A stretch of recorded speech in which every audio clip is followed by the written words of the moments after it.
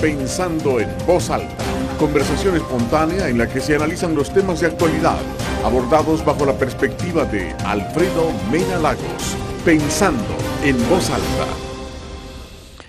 Buenos días, bienvenidos a Pensando en Voz Alta. Hoy vamos a arrancar el año con mi buen amigo Julio Valdivieso. Él está entrando en una nueva etapa personal, que es candidato a diputado. Yo quiero decir de antemano que lo voy a apoyar, porque creo que es una persona que le va a aportar a la Asamblea, y creo que Arena necesita una cuña buena. Como dice aquel dicho, que la cuña para que apriete tiene que ser del mismo palo. Yo creo que Julio, siendo un hombre de derecha y de mucha experiencia, le va a aportar a la Asamblea y le va a aportar a Arena, porque Arena necesita competencia sana, y ese es lo que creo yo, el papel que Julio va a jugar en la Asamblea. Bienvenido, Julio. Muchas gracias, Alfredo. Placer estar en tu programa. A ustedes, amigos televidentes, también gracias por permitirme llegar hasta sus hogares. A ver, Julio, empecemos. ¿Cómo decidiste incorporarte en Democracia Salvadoreña y tirarte al lago político? Bueno, te voy a decir una cosa, Alfredo, no fue fácil. Yo desde el 2003, que me salgo de Arena, decidí no participar partidariamente, ¿verdad?, en la política por muchísimas razones, pero para lo más importante, venía de un infarto, quería desarrollar mi oficina y me dediqué a eso. Pero yo siempre había criticado y decir, bueno, la gente dice, mira qué calidad de diputado tenemos, qué calidad de político tenemos, y mi respuesta en ese momento era, bueno, y si tú quieres cambiar algo, ¿por qué no te metes entonces a la política para quitar a los que tú decides? Y creo que llegó ese momento. El país está enfrentado, polarizado, 25 años de esa confrontación no nos ha llevado a nada bueno, y creo de que la Asamblea merece elevar el nivel de discusión, el nivel de debate, pero no de show, de gritarse y de sacarse hasta el último antepasado, sino de hacer propuestas de soluciones. Ya creo que de diagnósticos está suficientemente lleno de estudios, y creo que es el momento. Si al final no logro llegar porque no fui favorecido por el voto del pueblo, pues por lo menos no quiero irme con la conciencia que no di la batalla. ¿Por qué Democracia Salvadoreña? Porque yo no creo que el más daño que le ha hecho al país es esta forma de decidir los candidatos. Las cúpulas de los partidos son las que han marcado las agendas, y yo he sido un hombre disciplinado, Alfredo, pero no he sido un hombre obediente. Entonces, sumiso, es decir, cuando yo he creído, equivocado o no, pero creo que mi posición ha sido la correcta, la he tratado de defender. Y cuando no he podido, pues simplemente me he apartado. Soy un hombre que nunca me he arrepentido de lo que he hecho, pero de lo que no he hecho sí, me voy a arrepentir toda la vida. Y no quería irme sin tratar de dar la batalla y lograrle aportar. Yo no, si llego a la Asamblea no es con ganas de irle a dañar a nadie, sino con ganas de elevar el primer órgano del Estado a los niveles de discusión que merece el país. Y sobre todo que es un año, o va a ser una legislatura, donde van a tomar decisiones muy complicadas, que se va a necesitar de muchísimo debate y de muchísimo temple para tomar las decisiones. Me estás casi respondiendo la siguiente pregunta, Julio, los objetivos. Objetivos más allá de meterle calidad al debate y objetividad al debate. Tú, me acuerdo, estuvimos juntos en el gobierno de Armando, conoces muy bien el proyecto de modernización, la visión de nación que se tenía, y yo siento que tú eres una persona adecuada para impulsar ese espíritu y esa visión. ¿Eso es parte de tu objetivo? Es parte de mi objetivo. Te voy a decir, mira, la tramitología que existe en este país, la falta de resolución a un petición. Si tú sos empresario y querés venir aquí a montar una empresa, es un calvario, es un viacrucis, para que al final, después de 3 o 4 años, te van a decir, mira, no se puede. El inversionista anda viendo a dónde le generan mejores condiciones para desarrollar. Y creo que el instrumento en la Asamblea Legislativa es precisamente eso. No sé, los diputados no están para resolver el problema económico ni el problema de seguridad, pero para así generar las condiciones a través de leyes que permitan que el empresariado tenga seguridad jurídica, que pueda ser ágil en el trámite. Es más, pretendo establecer o proponer una ley de silencio administrativo en sentido positivo, porque aquí tú haces una petición, no te dicen y te la engaveta, que es la peor forma de rechazar. Entonces creo que si el peticionario en 30 o 60 días no recibe respuesta del gobierno o de la autoridad, se entiende que su derecho es positivo. Creo que eso va a forzar a los funcionarios a que resuelvan, y más que a resolver, a razonar, a motivar por qué sí o por qué no. Entonces creo que eso es una de mis principales.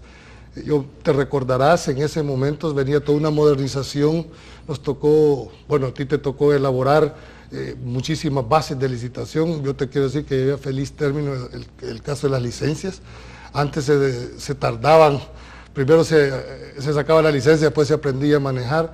Creo que ha habido mucho, dijéramos, experiencia en el tema de modernización del Estado, y creo que es lo que está requiriendo el país, ¿verdad? Entonces, perder cuidado que de llegar ahí, uno de mis objetivos va a ser precisamente eso, la facilitación para que vengan inversión. Este país no tiene salida, Alfredo, si no hay inversión. Si no hay inversión, no va a haber trabajo, no va a haber productividad, y cada día vamos a ir retrocediendo. Creo que en la medida en que vayamos desburocratizando los procedimientos, en esa medida el país puede salir adelante. Ahora, me gustaría ir un poco más allá de la inversión, Julio, en la competitividad.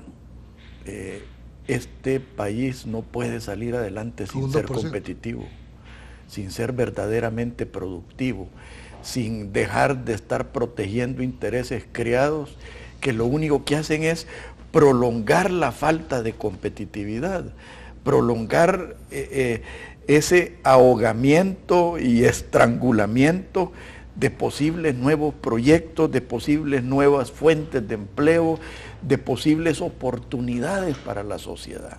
Entonces, yo ahí creo que tú tienes precisamente la experiencia en ese sentido. Por ejemplo, yo creo que ya llegó el momento, hay que decirlo con mucha transparencia, aquí ya dejemos de estar protegiendo monopolios, hombre. O prácticas monopolios. Monopolio no es la palabra, pero hay prácticas anticompetitivas que se han venido dando. Y yo creo que lo que el país necesita es darle la oportunidad a cualquiera y que compitan en igualdad de condiciones. Y nadie está pidiendo privilegios para ningún sector, pero que tampoco se privilegie a aquellos sectores que tradicionalmente están vinculados o a un partido político de derecha o a un partido político de izquierda, porque al final lo que se termina es protegiendo grupos, y la competitividad es la que tiene, o la única forma en que el país pueda seguirse desarrollando. Entonces tenés muy claramente algunos aspectos que va a haber que regularse o desregularse y poner a competir en igualdad de condiciones, ¿verdad? En eso estoy muy claro.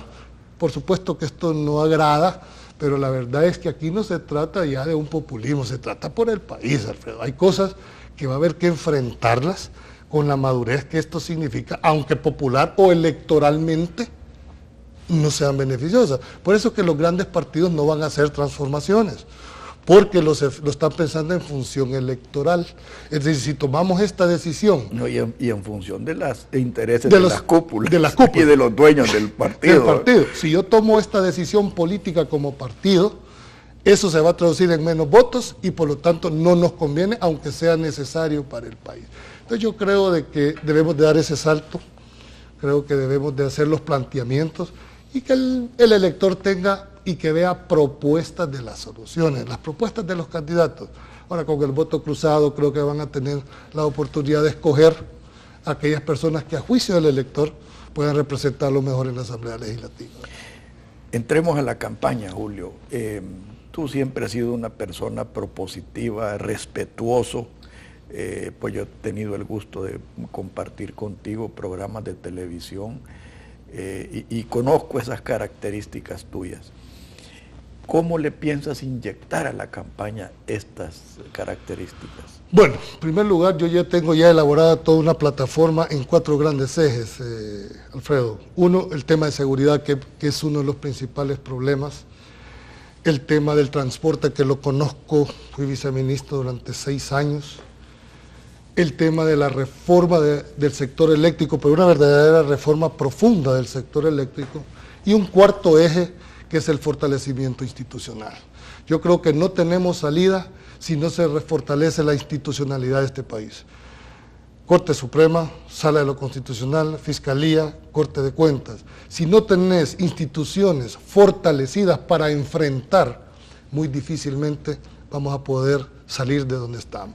Entonces, en ese orden de ideas te podría decir que en el tema de seguridad tenemos que ser claros, ¿verdad? Cuando el 52% de los encuestados de la población dice que quiere emigrar de este país. ¿Te puedes imaginar el grado de desespero que está la población? Y peor aún, viniendo de la juventud. De la juventud. Entonces ya cuando lleves que se está yendo nuestros niños, aquellos muchachos en edad, ¿cuántos cerebros estaremos perdiendo porque aquí no tienen la oportunidad de poderse desarrollar? Creo que es un tema que no debería estar ni ideologizado ni politizado. Entonces, llevamos toda una plataforma en el tema de seguridad, pero atacando en la parte estructural. Yo no quiero atacar ni a gobiernos ni a personas.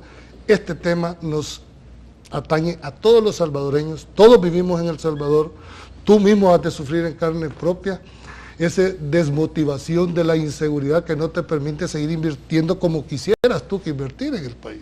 Tú sos un empresario exitoso, pero tampoco puedes arriesgar ni tu vida física ni tus cosas cuando el país no te genera la confianza necesaria para hacerlo. Entonces creo que lo primero que hay que hacer es rescatar la confianza y que hay un rumbo y que hay una visión de país para poder salir adelante. Aunque en el próximo segmento, Julio, quiero tocar el entorno político en cuanto a reforma política y reforma electoral, porque creo que es necesario. Sí quiero preguntarte cómo piensas diferenciar Democracia Salvadoreña de los demás partidos, porque yo sí siento que muchas veces los partidos nuevos como que se los traga el sistema, se los traga la... Entonces, ¿cómo piensas tú que debiera Democracia Salvadoreña diferenciarse de los demás partidos? Dicen que las palabras convencen, pero los hechos arrastran, porque todos vamos a venir a prometer exactamente lo mismo, que va a haber transparencia, que no van a haber viajes. Creo que la única forma en podernos diferenciar de los demás es con el ejemplo que demos como diputados en la Asamblea. Por ejemplo, yo no soy partidario de viajes innecesariamente que tengan que irse fuera del país. Es decir, de eso de que vos pedís que te inviten para que te llegue, creo que eso no, cuando hay cosas más prioritarias. Comparto el tema de que la Asamblea debe estar en condiciones adecuadas, pero gastar 32 millones en un edificio que puede ser necesario, pero en este momento el país tiene más prioridades que eso, ¿verdad? Entonces yo creo que hay que verlo. El fuero, lo he dicho claramente y públicamente, el fuero no significa impunidad. Es más, ni debería de haber fuero. Debería haber fuero única y exclusivamente cuando tú, estando como diputado, emitís un juicio de valor para que el otro no te venga. Pero ampararse en fueros para venir a despotricar contra alguien, para venir a generar calumnias, creo que eso no es lo más adecuado. Entonces, por lo tanto, creo que va a ser nuestro comportamiento, nuestro ejemplo de cómo nos desarrollamos en la Asamblea para que la gente pueda diferenciar. Lo que sí te puedo garantizar es que a estas alturas del partido creo que muy difícilmente yo voy a cambiar mi forma de pensar y quizás, como dice el dicho, no es que haya sido macho sin dueño como unos me han calificado, no. Pero no ha sido sumiso. No ha sido sumiso. Y ya somos dos. Pero eso trae costos también y tú lo sabes perfectamente, claro, pero estoy dispuesto a enfrentarlo. Si eso va a ser uno de los obstáculos, también tengo la valentía para poderme enfrentar con ello. En el próximo segmento quiero que le entremos al entorno político, Julio, y vamos a analizar democracia salvadoreña y la evolución que tú piensas que esta debe tener. Por favor, no nos cambie, ya volvemos.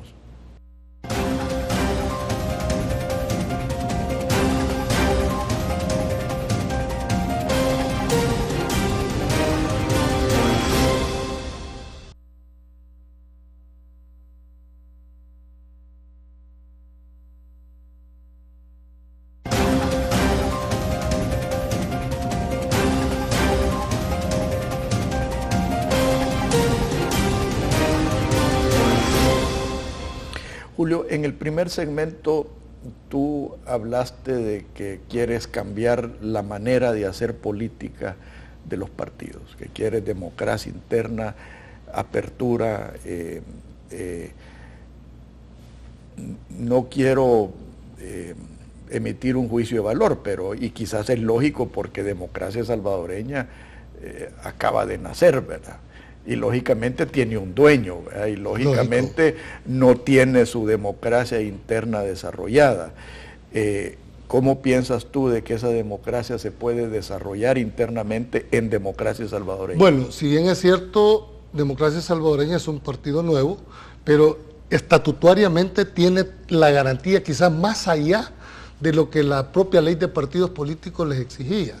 Tú sabes que normalmente en los mayores o en los partidos tradicionales no se elige, se designa a la persona, y se designa en la mayoría de los casos aquellas personas que tengan que decir sí, ¿verdad? Obedientes, ¿sí? Sumisos. Obedientes, no, quizás no quisiera dar ese calificativo, pero muchos encuadran en esa. ¿Cómo podemos decir que hay una democratización si tus procesos internos para elegir a esos candidatos no reflejan precisamente lo que las bases del partido quieren? En Democracia Salvadoreña, una de las cosas que me llamó fue precisamente eso. Claro, en un momento alguien tiene que dar la cara, alguien tiene que crear la institución, pero hay que desarrollarla. En el partido está el secretario, está el directorio nacional, el secretario general, la junta directiva nacional y todos los departamentales.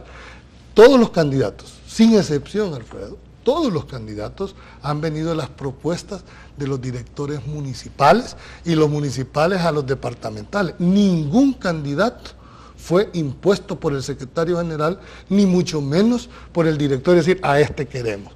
Creo que debe de llegar la persona más idónea para desarrollar el trabajo. En ese sentido, creo que Democracia Salvadoreña tiene la oportunidad de pregonar con el ejemplo que la democratización hacia el interior de los partidos es lo que nos va a dar la sostenibilidad en el tiempo a la partidocracia. Si eso no se da, creo que al final vamos a seguir en este tema de confrontación, porque llega la persona que está más allegada al diputado de ese momento, está más allegada a las cúpulas, y no la persona que en realidad llegue a representar los intereses de los electores. Porque aquí, Alfredo, se han visto casos diputados que no han nacido en ese departamento, no están domiciliados en ese departamento. Yo creo que ni siquiera conocen. Lo conocen y van por ahí. Entonces, ¿cómo le pueden dar respuesta a esos electores? Y quiero terminar con esto, que Democracia Salvadoreña va a promover una reforma profunda electoral. Creo que debemos de llegar ya a diputados por distrito, Alfredo. Pero te me estás adelantando. Yo quisiera que termináramos del aspecto interno. Que ese es el problema de platicar con gente inteligente, que más adelante.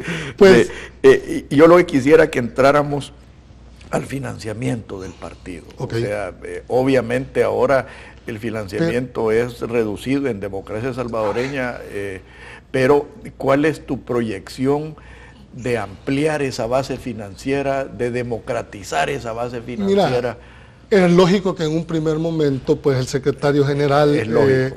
Le ha costado muchísimo, no solo dinero, sino tiempo, dedicación y esfuerzo. Vaya, mi reconocimiento para el secretario, que no es fácil meterse en un proyecto de esto con esa visión, pero además compartimos la visión con el secretario general. Él mismo ha dicho, mira, hay que ampliar esto. Lo que pasa que no es fácil ir a tocarle una puerta a un empresario que tradicionalmente ha aportado X cantidad. Te ve, no, si ustedes son chiquitos, yo le quiero apostar a caballo ganador. Creo que esa visión la deben de meditar. Creo que el partido debe ampliar su base financiera desde $1 en adelante. Es decir, y llevar gente que aporte, no solo en el tema ideológico y en el tema propositivo del partido, sino que tratar de incorporar a otros sectores que tradicionalmente han sido marginados. Entonces creo que el gran reto para Democracia Salvadoreña va a ser precisamente sabernos desarrollar. Estamos claros que nuestras verdaderas elecciones son las del 2018. el 2021. Primero Dios, vamos a pasar este tumbo, nos va a dar el suficientemente tiempo para un desarrollo territorial. Lo que pasa es que no tenía opción democracia salvadoreña, porque la ley te establece que si no competís en 2 elecciones consecutivas, automáticamente te cancelan. Que entonces, es una de las reformas electorales que hay que hacer. Que hay que hacer, no puede ser de que porque un partido no alcanzó en este momento, vaya a cancelar y después empezar otro calvario para volverlo a hacer. Entonces nosotros esperamos, estamos trabajando, vamos todos los días a la calle a tratar de decirle a la gente cuál es la diferenciación entre uno y otro. Nuestros enemigos no es Arena, no es el FMLN, nuestros adversarios son los problemas del país y contra eso hay que enfrentarse. Entrémosle a la reforma electoral. Lo primero que me preocupa a mí es la independencia del tribunal, que de lo que menos tiene de tribunal.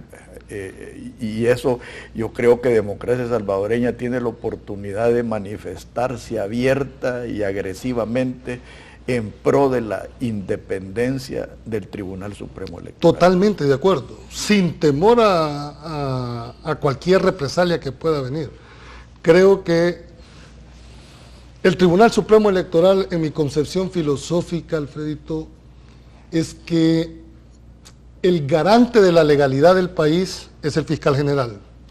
El garante de la constitucionalidad del país es la Sala de lo Constitucional.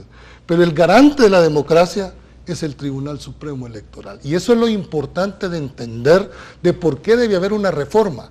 A él le garantiza declarar firme una elección, declarar nula una elección, es decir, puede en un momento determinado convulsionar este país por una mala decisión. Por lo tanto, yo les hago un llamado a los señores magistrados que me merecen todo el respeto, pero quiero recordarles que ustedes son los garantes de la democracia de este país. Y en ese sentido sí considero indispensable separar las dos funciones. La función jurisdiccional, que son jueces, son magistrados, y la función administrativa electoral, que no tiene nada que ver. Si logramos entender esa primera separación, podemos llegar al planteamiento original tuyo, y es decir, bueno, ¿cómo vamos a elegir a los magistrados que van a impartir justicia electoral? Muchos partidos se dieron en los dientes con la actual Sala de lo Constitucional. Gracias a Dios. Es decir, yo he sido crítico fuerte de la Sala de lo Constitucional, pero debemos de reconocer que ha ido empujando aquellas reformas que debieron de haber sido propuestas por los partidos políticos. ¿Me explico? Algunas las he criticado, otras las he aplaudido, han tenido la valentía para hacerlo. Entonces creo que han dado muestras de independencia. ¿Por qué no trasladar ese mismo ejemplo al Tribunal Supremo Electoral? Aquí hay gente muy capaz, valiente e independiente, porque muchos bajo la mota de independientes son más sumisos que los partidarios, ¿verdad? Entonces yo sí creo y voy a luchar profundamente porque la reforma electoral pueda llevarse a cabo. Y lo digo con mucha amplitud porque nosotros no tenemos ningún compromiso ni con grupos hegemónicos ni con aspectos partidarios. Entonces sí podemos llevar a hacer cosas que en otros partidos sería mala palabra o una marginación, ya no digamos una expulsión, por hacer un planteamiento como el que te estoy haciendo ante cámara. Vamos con el voto cruzado. Para mí el voto cruzado abre las puertas para el fortalecimiento de la democracia. O sea, yo en lo personal, yo votaría por ti, ojalá que pueda votar por Payín y Mendia, votaría por Douglas Avilés, que me parece que es un excelente diputado, y votaría por unos 4 o 5 de Arena, pues que al fin y al cabo es mi partido original, ¿verdad? Ahora, yo sí quiero, Julio, y aquí te lo digo abiertamente, hacer una campaña en contra de votar por bandera. Para mí el votar por bandera es una burla al concepto de la democracia que debemos tener. Es que esas son las vivezas de ratón, ¿verdad? Porque, pero son dañinas. Julio. Sí, pero es decir, públicamente ninguno te lo va a aceptar. El hecho que van a girar a sus bases y a todo. Creo que las cúpulas, sobre todo al FMLN y Arena, tienen que meditar muchísimo esa decisión. El país necesita llevar las personas más idóneas al Congreso. Yo entiendo que del 1 al 11, aquí en San Salvador, para Arena y el FMLN son seguros si se vota por bandera. Va a cambiar, y si ustedes le están apostando a que este pueblo es tonto, es ignorante, van a haber sorpresas. Este pueblo ya avanzó. Este pueblo, sobre todo en San Salvador, razona mucho su voto. Entonces creo que el voto cruzado le va a permitir al elector, hoy sí van a poder ustedes elegir y no votar, ¿verdad? Antes solo votábamos porque no teníamos oportunidad. Ahora usted, pueblo salvadoreño, va a tener la oportunidad entre 240 candidatos que van ahí. Escoja a los que usted cree que van a ir a hacer el mejor papel a la Asamblea Legislativa. No, y la otra cosa, eliminar de una vez por todas ese sistema perverso de cocientes. O sea, puchica, aquí no podemos tener diputados de 700 votos y diputados de 30,000 votos. O sea, esa es una perversión de la democracia. Pero yo estaría de acuerdo con ese planteamiento si eliminamos que votemos por bandera. Ah, no, correcto. Eliminar que votemos por bandera y entonces establecer solo por cocientes X cantidad. Lo que pasa es que un partido como el FMLN, con 30 años de existencia, al igual que Arena, es difícil para aquellos partidos que acaban, que no tenés el dinero suficiente, que no tenés la capacidad de influir en los organismos de decisión. Tú sabes, una elección se gana el último día, que le llaman el día de... ahí puede ganar o perder una elección en la mesa. Ahora, aquí tal vez me voy a meter en Honduras, y no soy abogado, como te le he dicho varias veces, pero para mí la Sala de lo Constitucional debiera emitir un fallo prohibiendo el voto por bandera. Porque el voto por bandera, Julio, anula el voto personal. Es correcto. Vaya, yo me estoy metiendo en Honduras porque estoy sugiriéndole algo a la Sala de lo Constitucional, pero... Tú tienes razón, es decir, lo que pasa es que ya hay 4 formas de votar, ¿verdad? Y aquí se agregó una más, que era el voto. Pero en realidad, cuando vos llegas a hacer un análisis, y si todos estamos de acuerdo en que el voto cruzado, dijéramos, es el más democrático y dijéramos el mejor instrumento para llevar a los candidatos, el votar por bandera te anula esta, porque en aquellos partidos donde su militancia dura, que es tradicional, y pervierte, les van a decir, miren, no se compliquen la vida, voten por la bandera. ¿Qué significa eso para que el elector lo tenga? Si ustedes votan por la bandera, privilegian la lista que el partido les ha impuesto, ¿verdad? Entonces cada uno va a tener la oportunidad ahora de poder o seguir con lo tradicional, ¿verdad?, de llevar lo que el partido ha designado que van a ser sus diputados, o que ustedes elijan, ¿verdad?, cuando tienen otra forma. Yo también comparto contigo que debería de eliminarse la bandera. Vamos hacia el futuro, Julio, la distritación de las diputaciones. O sea, aquí junto con los consejos municipales plurales, creo que vendría a darle responsabilidad al elegido. O sea que al fin y al cabo es lo que tú quieres. Y al final, bueno, ¿quién te lleva? Mira, lo que pasa es que esto tiene un origen, dijéramos, histórico un poco.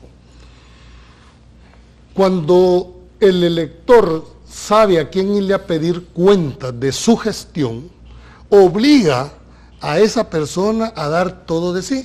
En la asamblea, y no estoy diciendo mentira, hay gente que nunca ha hablado en los 3 años, solo ha levantado la mano, nunca. Yo por lo menos he escuchado a un par. No, y hay algunos que su gran mérito es ser leal, ¿verdad? ¿Leal a qué, verdad? Y para de contar, es decir, eso no puede seguir. Yo incluso proponía de que debería haber como un observatorio legislativo para decir, bueno, este diputado, estas fueron sus ofertas electorales, ¿ok? ¿Cuántas sesiones vino a la Asamblea Legislativa? ¿Cómo votó en determinada posición? Y al final decirle, vaya, ¿cumplió esto, no cumplió esto? Ahí sí el elector podría... que ahora en la era de la electrónica, y yo creo pues que si ya tenemos ese marcador que le llamo yo, de quién vota por qué y cuándo. Deberían de llevar un récord. Eso se mete en una computadora. Si en los Estados Unidos tú te metes al website del Congreso, tú puedes ver qué es lo que ha votado cada persona históricamente.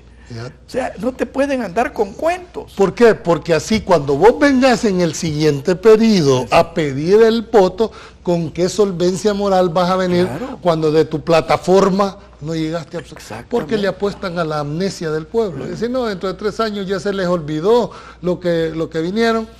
Yo creo de que ese salto cualitativo es lo que hay que... Y no que no estoy hablando solo de un partido, estoy hablando del sistema político en general. Entonces, creo que va a ser una buena oportunidad de poder introducir esa reforma. El país la requiere, el país la necesita para poder, en realidad. Y creo que es el momento oportuno para proponer una verdadera reforma profunda, política, y los partidos políticos deberíamos de ser los que propongamos esa reforma.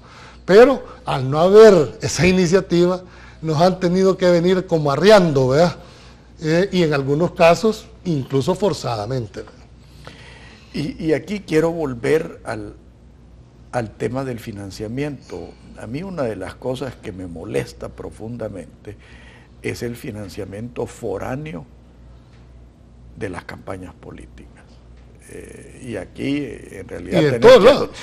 Sí, pero tenés que hablar del FMLN, porque aquí tú ves que ALBA y Venezuela son los que están financiando la campaña política del Frente. Bueno, ahora en la ley de partidos políticos se les va a complicar un fondo para transparentar el financiamiento. Yo me recuerdo que tuve la oportunidad de ir a la Comisión de Reformas y precisamente uno de los puntos más discutidos era que se revelaran las fuentes de dónde provenían. Al final no sé en qué quedó y aquí todos los partidos han de haber puesto de acuerdo. Nosotros y expertos en engavetar. 1, y 2, o te dijeron, no, mire, sí las vamos a decir, siempre y cuando el financista esté de acuerdo en que lo digamos, porque si no se pueden enojar. Creo que si el origen es lícito, yo no veo por qué no hacerlo. Creo que son procesos, se va a ir madurando y en un momento determinado la ciudadanía sigue cada vez más exigente, está haciendo valer más sus derechos y tarde, más temprano que tarde, estos cambios se van a dar. Pero hay que hablar de esto, Julio, y hay que impulsarlo agresivamente. Digamos, a mí una de las cosas que me preocupa de sobremanera es el populismo en el que está cayendo la política aquí, que yo lo llama, el otro día escuché un término que se le escuché a un amigo que por cierto va de candidato a Payín y Mendia, la votocracia. O sea, aquí de lo que se trata es de comprar el voto. O sea, están prostituyendo verdaderamente la oferta política en el país. Y además de eso, jugando, dijéramos, con los sentimientos del pueblo y de las clases más desprotegidas, fíjate. Porque yo tengo 25 años de escuchar la misma propuesta, que vamos a acabar con la pobreza, que se va a acabar con la inseguridad, que es necesario hacer más viviendas. Y yo les pregunto, ¿se ha resuelto ese problema? O sea, ese enfrentamiento ideológico es lo que ha mantenido al país que no despega. Yo no veo la razón, si una propuesta que venga de Arena es sensata, coherente, ¿por qué el FMLN no la puede apoyar? Si es del FMLN, ¿por qué no poder apoyar una propuesta sensata? Ya el tema ideológico debe pasar a un segundo plano. Yo creo que deberíamos de hacer el segundo gran acuerdo de nación en este país.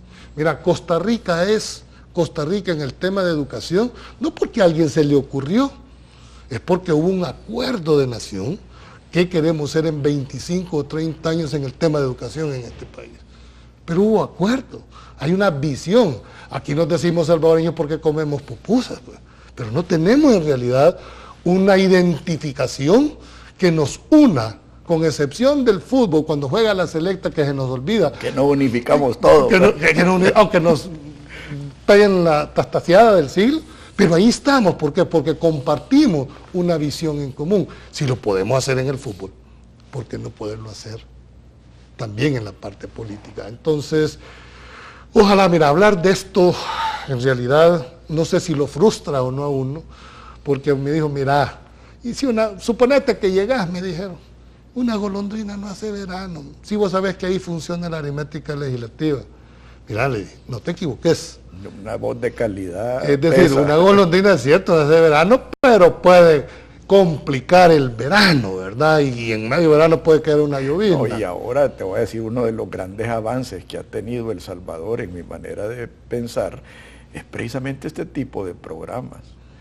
O sea, aquí en El Salvador se están hablando cosas que antes se ignoraban y se bloqueaban, se obstaculizaban.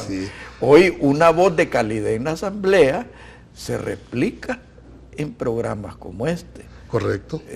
Y eso es bueno, pero vos te has caracterizado, dijéramos, esa valentía, porque tras de cámaras, tú terminás aquí y te vas, y has tenido la valentía, y hay que decirlo, de tocar temas muy sensibles que no los quiero porque no es el objeto, pero a mí me consta que en esos momentos de decirlo, no solo traía consecuencias, dijéramos, personales, porque aquí han habido mentes enfermas, Alfredo, claro, ¿verdad? Y entonces yo creo de que yo puedo disentir contigo, con cualquiera, y te tengo que debatir la idea con idea. Entonces, tus planteamientos de hace 10 años, que en aquel momento pudieron haberse cuestionado, hoy no estaban dando la razón.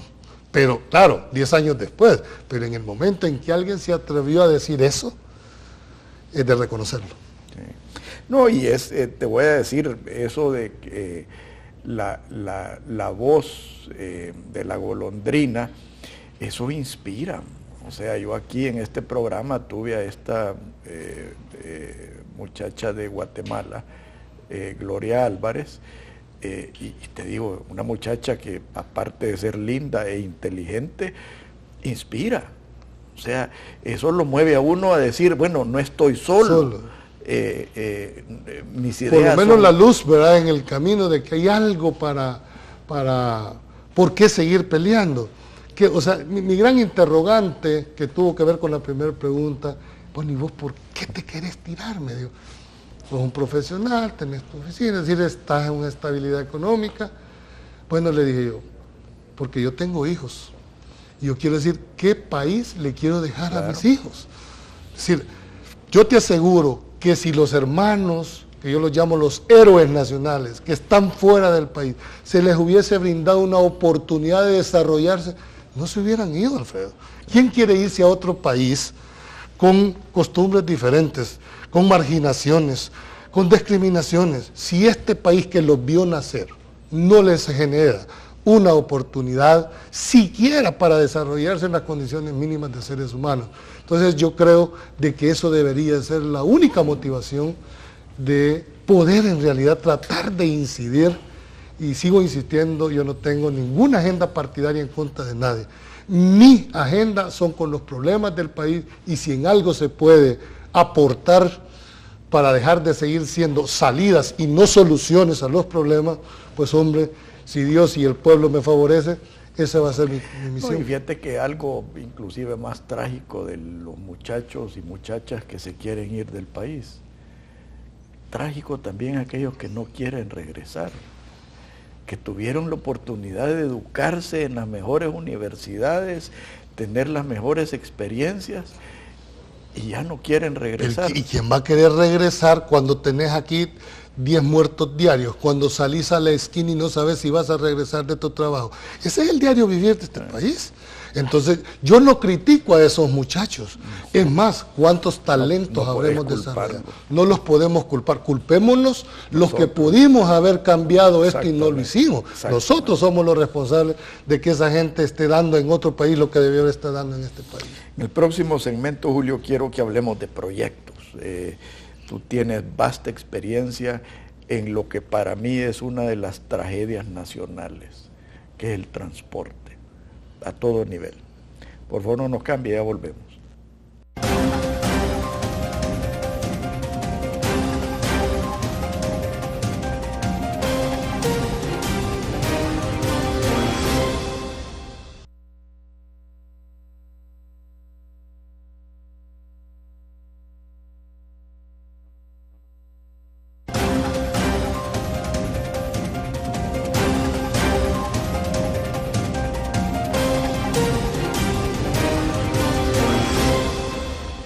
Julio, hablemos del Notrams.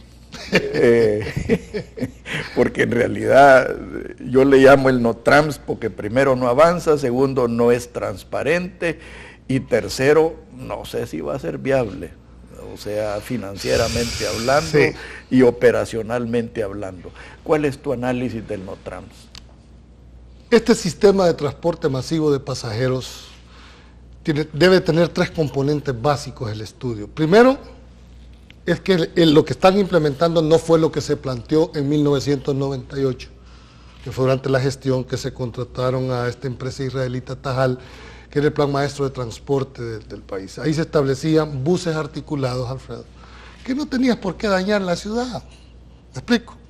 Ocupando los mismos carriles, solo que esos buses se abrían a 2 metros la puerta y lo único que tenía que hacerse eran paradas adecuadas para que los buses no fueran parando en cada o donde se les antojase al motorista. Eso es lo que permitía, porque es una ciudad desordenada, una ciudad que creció, dijéramos, sin una planificación.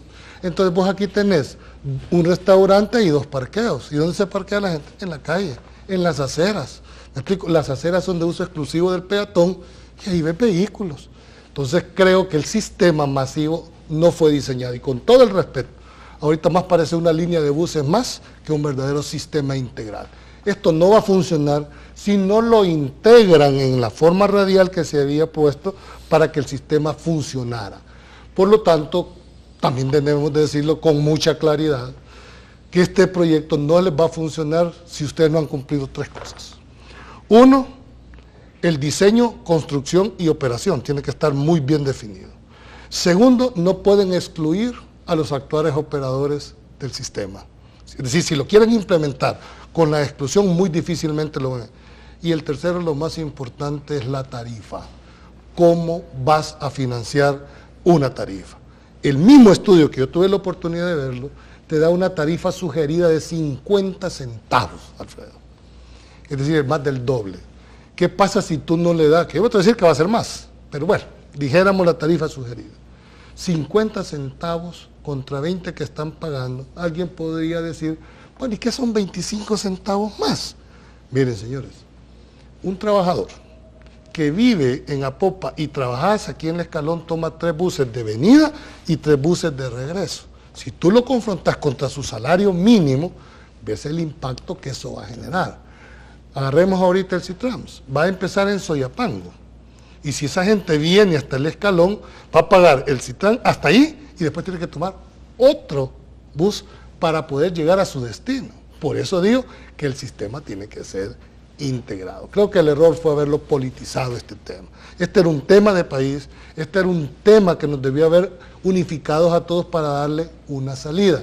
Sin embargo, no se ha querido decir. A mí me gustaría ver que el gerente del sistema salga a defenderlo técnicamente, porque tal vez nosotros estemos haciendo una crítica porque no conozcamos, pero no conocemos porque no nos han dicho qué es lo que van a hacer o cómo lo van a hacer. Y tienen el cinismo, Julio, que te digo, hasta cólera me da, de decir de que van a anunciar la tarifa hasta después de las elecciones. No, a mí eso es lo que me está diciendo, es que nos van a engañar, o sea, no arriesguemos el voto.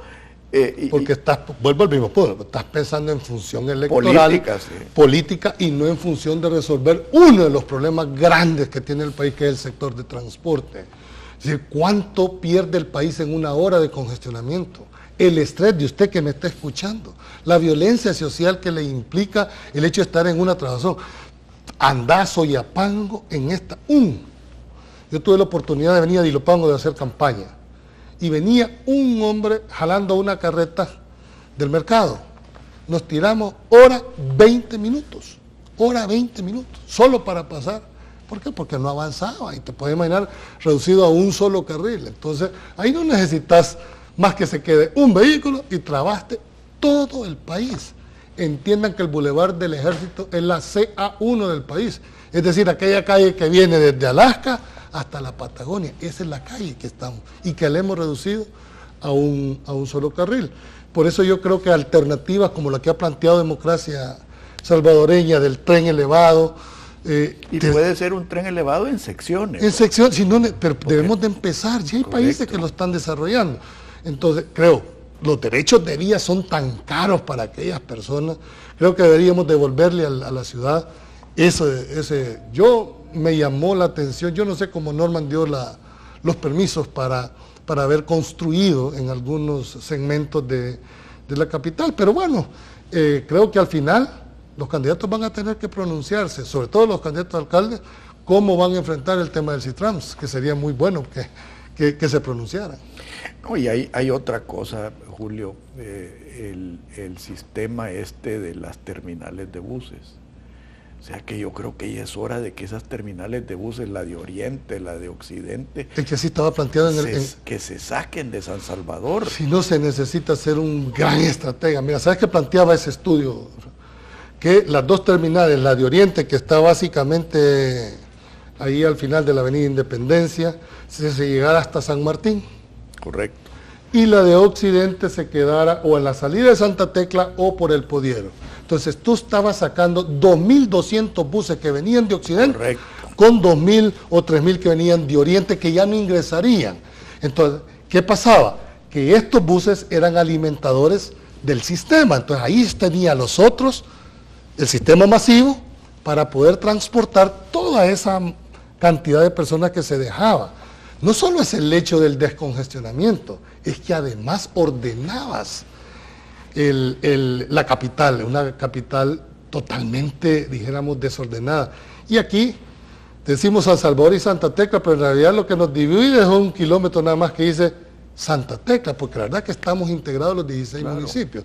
Por eso es que yo creo que lo que le hace falta a es la integralidad del sistema para poder en realidad empezar a resolver uno de los problemas del transporte, porque esto va más allá, Alfredo.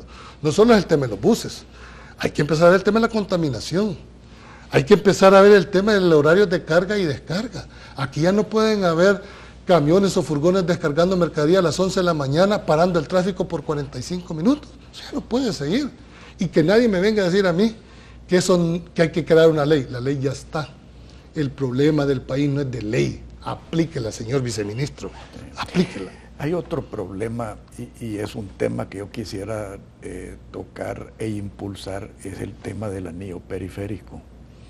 Y aquí, para entender bien esto, ¿de qué nos sirve la Diego de Holguín si vas a venir a hacer la gran trabazón a la Jerusalén? Cuando en la Llanta Pacha, a donde estaba diseñado precisamente hacer un anillo periférico, ese anillo periférico te vendría a descongestionar. No te voy a decir de que no sea necesario hacer el paso a desnivel debajo de la Maferrer, porque es necesario. Pero la verdadera solución está en complementar el anillo periférico. Yo estoy por ver todas esas colonias que se están haciendo al sur de San Salvador y yendo al puerto. Eso, de aquí a unos 5 años, Julio, eso va a ser... Has puesto el dedo en la llaga. Paralelamente al plan maestro de transporte, había un plan maestro de desarrollo urbano. Correcto. Lo que pasa es que aquí han, dijéramos, desarrollado el territorio en una forma desordenada, o porque el desarrollador es amigo del corrupta. Claro, porque el desarrollador es amigo del viceministro de Vivienda, sin tener factibilidad de agua o la posibilidad, les daban los permisos. Tú decís el anillo periférico. Honduras, específicamente esta ciudad que creció. San Pedro Sula. San Pedro Sula, pero creció con una visión, correcto, con una planificación. Va por su tercer anillo periférico. Aquí, ¿qué te pasa? El Boulevard del Ejército, la Gran Pensada. Hicieron 4 carriles por lado y llegabas a un embudo de 2. ¿Desde qué te sirve que tengas 4 carriles y llegas a un? Aquí vas igual. Y la Jerusalén. Y la Jerusalén. Estás venir de Santana con esa gran mega obra que se hizo, ¿y a dónde llega? Al redondel, a la curva. A los 2 redondeles. Y ahí estás trabado. Además, la gente ni siquiera sabe manejar los redondeles.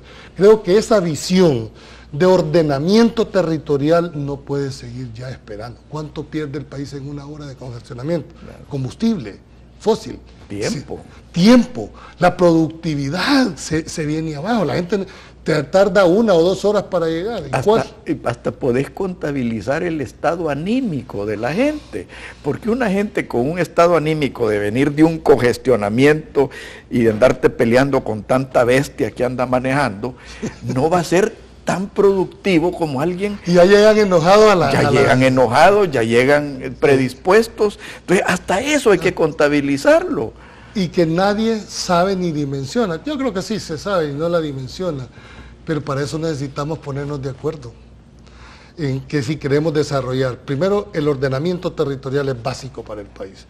También debemos de entender que hay una limitante de territorio, Alfredo. Aquí ya debemos de ir pensando que ya la vivienda horizontal está llegando a sus límites y hay que empezar hacia arriba. Ya vamos llegando a Pénjamo y que probablemente ese tema que voy a tocar con Fito Salume. En San Benito hay ciertas partes a donde no te permiten construir más de 4 pisos. Que eso es lo más ridículo que hay. Cuando tú ves a Guatemala, que en la zona 14 o la zona 15, ves esos bosques de edificios altos, precisamente donde el terreno es tan caro, hay que optimizarlo. Hay que optimizarlo. Pero ¿qué desarrollador honesto va a venir a pagar los precios a lo que vale la vara cuadrada ahí para desarrollar 4 pisos? O sea, no hay rentabilidad. No hay rentabilidad. Entonces, ¿qué es lo que le estás diciendo al desarrollador y al sector construcción? No invierta. Y mira, Alfredo, yo no sé de dónde han sacado o cuál fue el parámetro técnico para decir solo 4 edificios. No lo sé. Alguna razón, no sé si política, de amistad con alguien en el momento, porque vivía por ahí, pudiese haberse dado.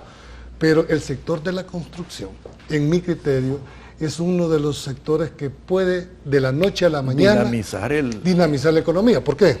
Junto con el turismo. Mira, la arena se produce aquí, el cemento se produce aquí, el hierro se produce aquí, la mano de obra se produce aquí. Entonces no veo por qué no incentivar el tema de la construcción, por supuesto bien ordenado, ¿verdad? Porque de esa manera vamos a generar e inyectar un dinamismo que la economía, hoy por hoy dice que llegamos al 2%. Yo, sin ser economista, si no crecemos al ritmo del 6 o el 7%, este país no va a tener viabilidad. Yo te puedo asegurar de que no vamos a llegar al 2%, Julio. No vamos a llegar. Si tú tomas en cuenta los 3 primeros trimestres del año, tendrías que crecer al 8% para lograr superar esa barrera. Y yo te digo, matemáticamente a mí no me salen. Sin ser economista... como vos decís que no sos abogado, yo te digo igual, sin ser economista, si no crecemos a ese ritmo, no estamos perdidos.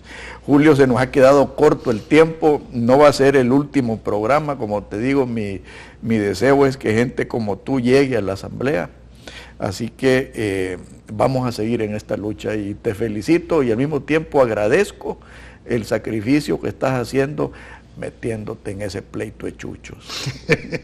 No, yo te agradezco a ti, primero por permitirme la oportunidad de tratar de llegar a todos los televidentes. Este programa es muy bien visto por muchísimos salvadoreños. Y para aquellos candidatos que en realidad vengamos a dar la cara, que no nos ponemos detrás de una computadora, de un tole para dañar, ya eso hay que darle vuelta a la página. De dañar, este país está harto ya de confrontaciones. Creo que si Dios y usted, amable televidente, nos permite ir a tratar de aportar, pues hombre, estamos dispuestos a la lucha. Y si tampoco somos favorecidos, no vamos a dejar de seguir luchando desde otras trincheras para que estas reformas que te he planteado se lleven a feliz término. Te agradezco, Alfredo. No, gracias a ti, Julio, te deseo lo mejor y vamos a seguir en esto. Sí me lo digo. Que Dios los bendiga a todos. Muy buenos días. Esto fue Pensando en Voz Alta, conversación espontánea en la que se analizan los temas de actualidad, abordados bajo la perspectiva de Alfredo Mena Lagos. Pensando en Voz Alta.